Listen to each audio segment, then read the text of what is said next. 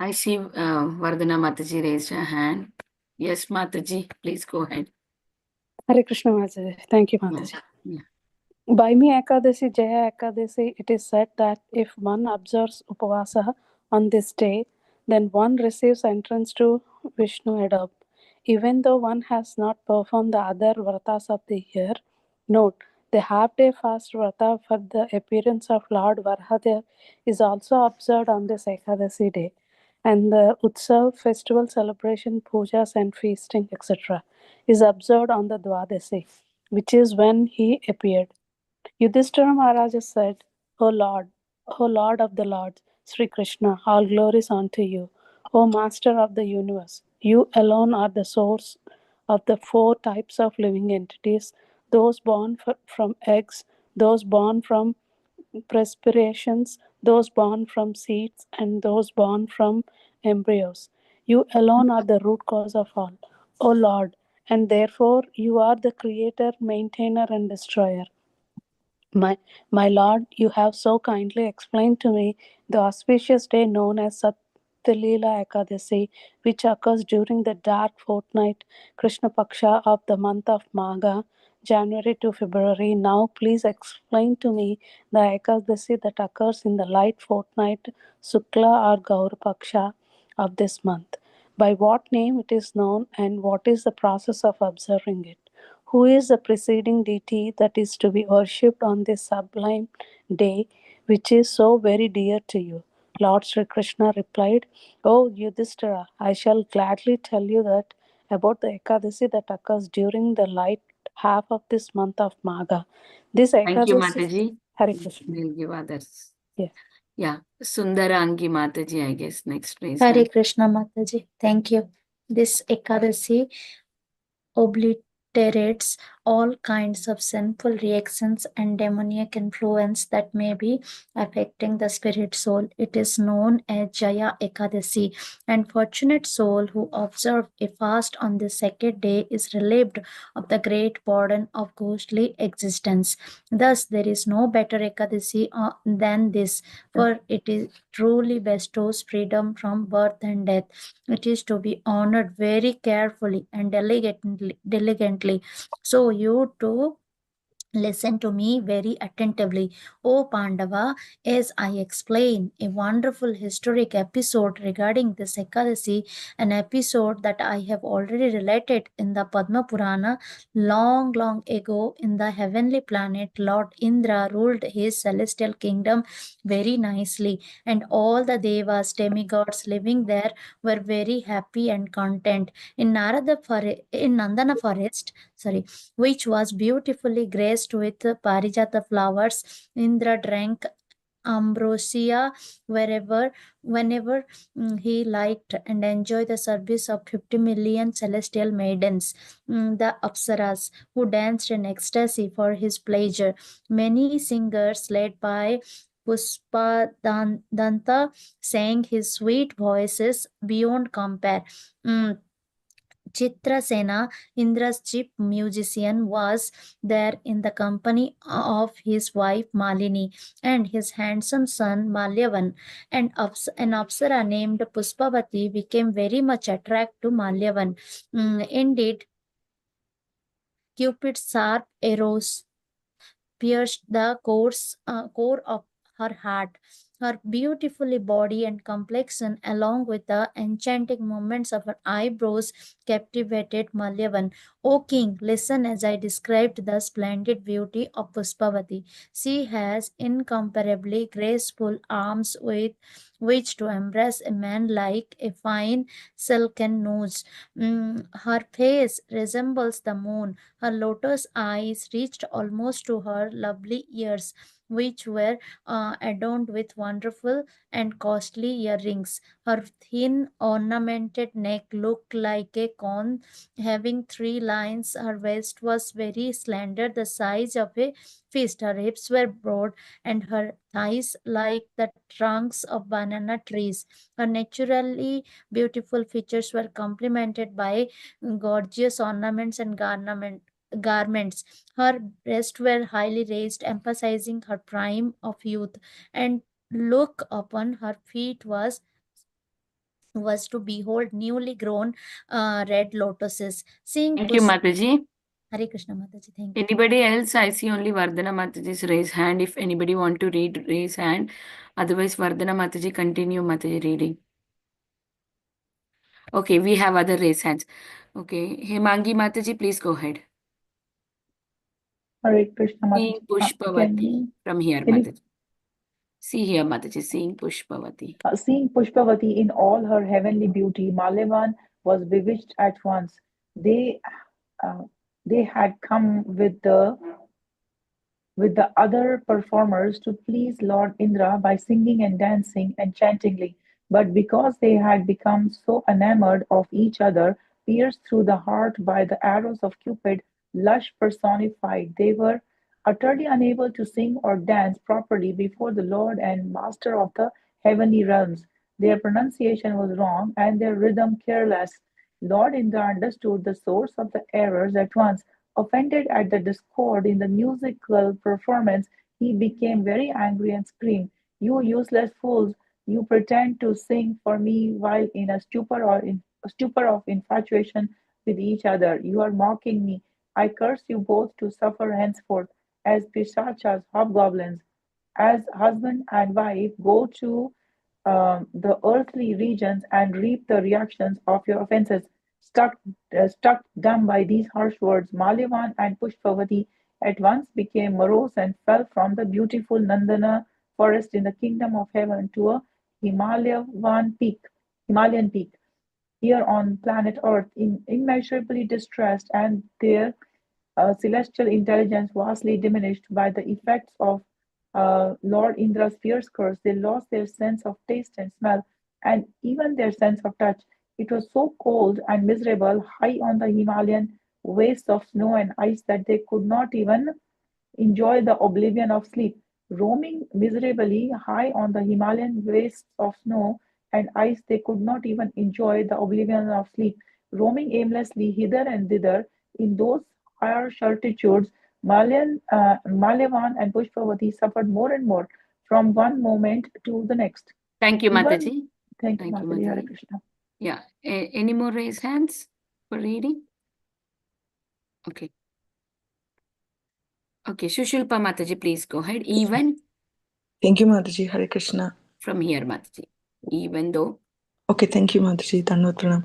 Even though they were situated in a cave, because of the snowfall and cold, their teeth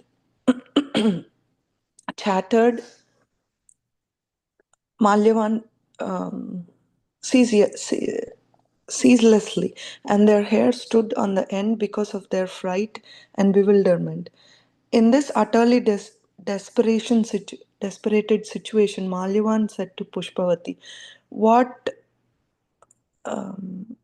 abominable, what abominable sins did we commit to have to suffer these pisacha bodies in this impossible environment? This is absolutely hellish. Though hell is very ferocious, the suffering we are undergoing here is even more am- abominable. Therefore, it is abundantly clear that one should never commit sins. And so the from lovers trudged onwards in the snow and ice. By their great good fortune, however, it is happened that very day was the all auspicious Jaya, Bhaimi Ekadasi, the Ekadasi of the light fortnight of the month of Magha. Because of their misery, they neglected to drink any water, kill any game, or even eat whatever fruits and leaves were available at that altitude. They unknowingly observed Ekadasi by fasting completely from all food and drink. Sunk in misery, Malyavan and Pushpavati collapsed beneath a peepal tree and did not even try to get up. The sun had set by that time. The night was even colder, became and more miserable than the day. They shivered in in the frigid snowfall as their teeth chattered in unison, and when they became and they became numb. They embraced just to keep warm. Thank Locked you, in. Mataji. Thank you, Mataji. Hare Krishna. I see one more raised hand, right? Okay, Padma Mataji, please go ahead. Yeah, locked in each other's arms, they could not enjoy neither sleep nor sex.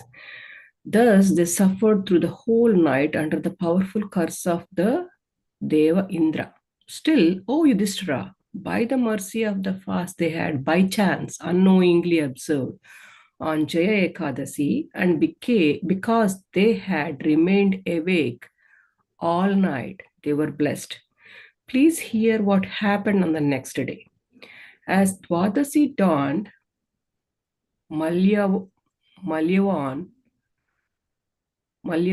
and Pushpavati had given up their demoniac forms and were once again beautiful heavenly beings wearing lustrous ornaments and exquisite garments. As they both looked at each other in amazement, a celestial aeroplane, Vimana, arrived on the spot for them. A chorus of heavenly dingeons sang their praises as the reformed couple stepped into the beautiful aircraft and proceeded directly to the heavenly regions, buoyed up by the good wishes of everyone. Soon, Malyavan and Pushpavati arrived at Amravati, Lord Indra's capital city, and then they immediately went before their Lord Indradev and offered him their cheerful obeisances. Thank you, Mataji. Thank you, Mataji. Anybody else raised hand? Okay, I will read from here. Lord Indra was astonished to see that they have been transformed, restored to their original status, and from so on after he had cursed them to suffer as demons for far below his celestial kingdom. Indradeva asked them, "What extraordinary meritorious deeds have you performed so that you could give up your Pishacia bodies so quickly after I cursed you? Who released you from my irresistible curse?" Malyavan replied, "O Lord, it was by the extreme mercy of the Supreme Personality of Godhead, Lord Sri Krishna, Vasudeva, and also by power influence of Jaya Ekadasi, that were released from our suffering condition as Pishashas.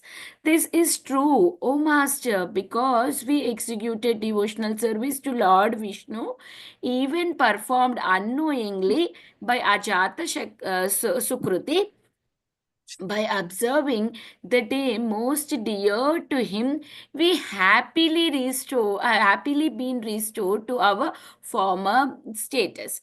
Indradeva then said, "Because you served the Supreme Lord Sri Keshava by observing Ekadasi, you have become worshipable even by me, and I see that you are now completely purified of sin.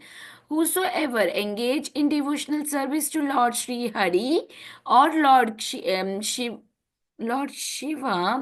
that you are now completely purified of sin. Whosoever engage." Okay, why I'm reading again? Okay. Okay, they are now completely, which line? Okay, because price worth and worshipable even by me. On of this there is no doubt. Lord Indradeva then gave Malyavan and Pushpavati free rejoined to enjoy each other and wandered about this heavenly planet they wished. Anybody else would like to read? Anybody raise hand? Okay. Mataji, Sundarangi Mataji, you can read. You were raising hand before. Krishna Mataji. Sorry, Mataji. Yeah, here Mataji. Therefore, Thank you, Mataji. Hare Krishna. Therefore, O Maharaj Yudhishthir, one should strictly observe a fast on the second day of Lord Hari, especially on this Jaya Ekadasi, which frees one from the sin of killing even a twice-born Brahmin.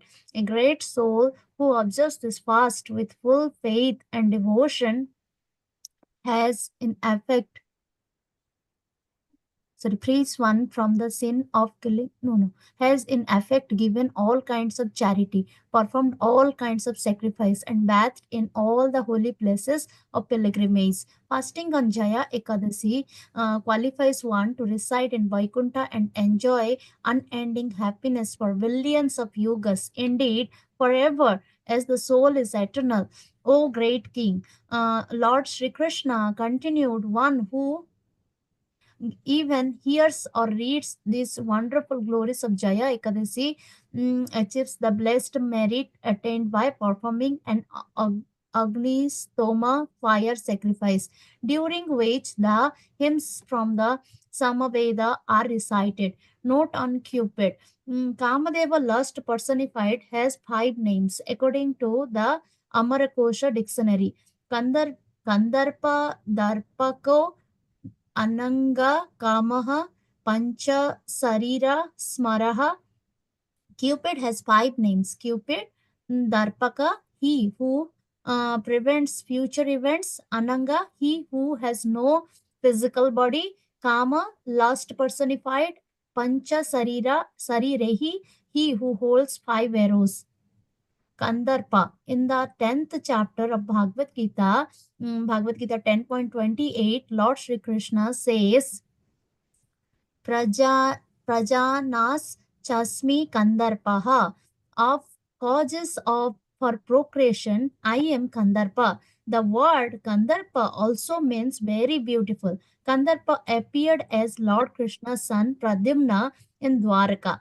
The Darpaka, this name indicates that uh, a- a- Cupid can perceive what is to take place and prevent it from happening. Specifically, he tries to impede pure spiritual activity by alluring one's mind and forcibly engaging one in material sense enjoyment. Ananga, once when Cupid disturbed the meditation of Lord Shiva, that powerful Deva, demigod, burned him, Cupid, to ashes. Still, Shiva gave Cupid the benediction that he would act in the world even without a physical body, like a ghost.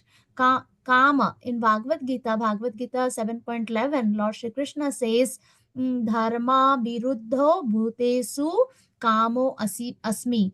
I am sex life which is not contrary to religious principles. Pancha Sarirehi, the 5 arrows with which Cupid pierces the mind of the living entities are taste, touch, sound, smell, and sight. These are the 5 names of the empowered Deva Cupid, who enchants all living entities and makes them to do whatever he wants. Without receiving the mercy of Guru and Krishna, one cannot resist his power. Thus ends the narration of the glories of Magha Sukla Ekadasi or Jaya Ekadasi from the Bhavishya Uttara Purana. Hare Krishna Mataji. Thank you, Thank you. Mataji, for reading it. Thank you so much. Thank you, dear devotees, for staying back for reading Ekadasi Glories. Once again, happy Ekadasi to everyone. I would like to offer my obeisances to all of you. Vancha kalpatarubhyasya kripa sindhu bhyevacha patitanam pavanebhyo vaishnavebhyo namo namaha. अनंत कोटि वैष्णव वृंद की जय, शिल प्रभुपाद की जय, दीनबंधु प्रभु जी की जय। Happy Jai. Ekadasi. Ekadasi Hare to Krishna. everyone. Hare Krishna. Hare Krishna.